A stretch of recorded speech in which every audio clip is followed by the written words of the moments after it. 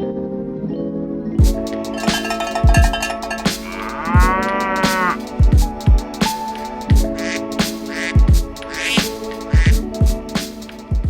to the next episode of Mondays with Mark, and it's September, and in this episode we want to talk all about how important agriculture is to the state of California and how the School of Veterinary Medicine is ensuring that we keep food safe and secure, that we ensure that our agriculture community is thriving. The first topic we want to talk about is the avian population. Come join me.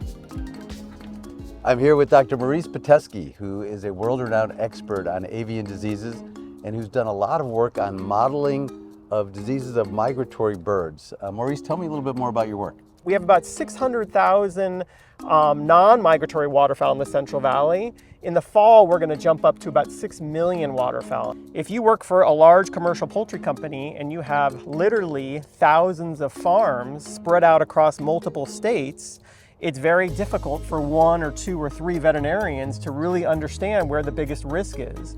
And the reason waterfowl are really, really important is because they are the main reservoir of avian influenza. So we use various technologies, including telemetry and radar, to predict where waterfowl are located relative to, for example, the 44,000 commercial poultry farms that we have in the US. And you can use that information to share with the poultry industry and say, hey, this time of year, or we're seeing an unusual spike of disease that you need to be aware of. That's the kind of information that companies can use in order to kind of triage risk, focus their biosecurity efforts and things like that. Thank you for all the work you're doing. Yep, thank you. Thanks for having me.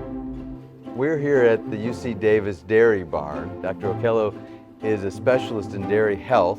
He actually works down at the Vet Med Teaching Research Center at our facility in Tulare, where some of the largest dairy production facilities are in the country. We're looking at alternatives to antimicrobial drugs, and also we're trying to develop new diagnostic kits that can be used at the pen site. You're worried about this dairy cow that may have an infection somewhere, and you can do the test right there. Yes. And this one has a cough, so you might need to diagnose it right now. It's very important for the veterinarian and also for the producers to make a decision in a short amount of time. Rapid diagnostics, accurate diagnostics, and knowing when you have to and when you shouldn't use antibiotics. Absolutely. I know you've trained in Uganda, you've trained in Belgium. How do you see the work that happens here helps other countries around the world? Now we live in an interconnected world.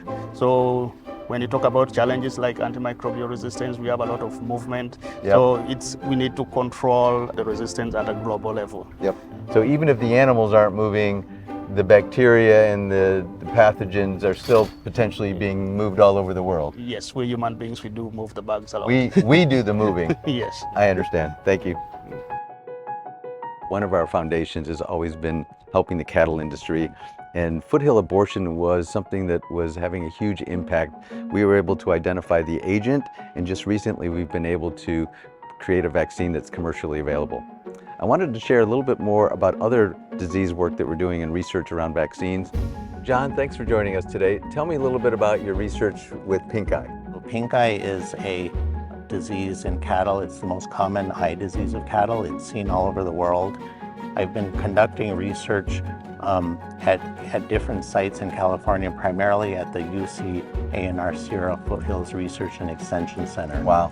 And you're doing an intranasal vaccine and measuring the efficacy as it relates to this bacterial disease that affects the eyes in cattle. Yes, that's right. The goal there is to try to boost the antibody levels on the eye surface. And the surface of the eye is where the first encounter, so to speak, happens between the bacteria that we associate with this disease. And that it's important to know the disease is different in cattle compared to human pink eye, because in cattle it can cause a deep corneal infection that might actually lead to blindness in the animal. Your research here really looks at ways that we can develop this vaccine and help animals all over the world. That's correct.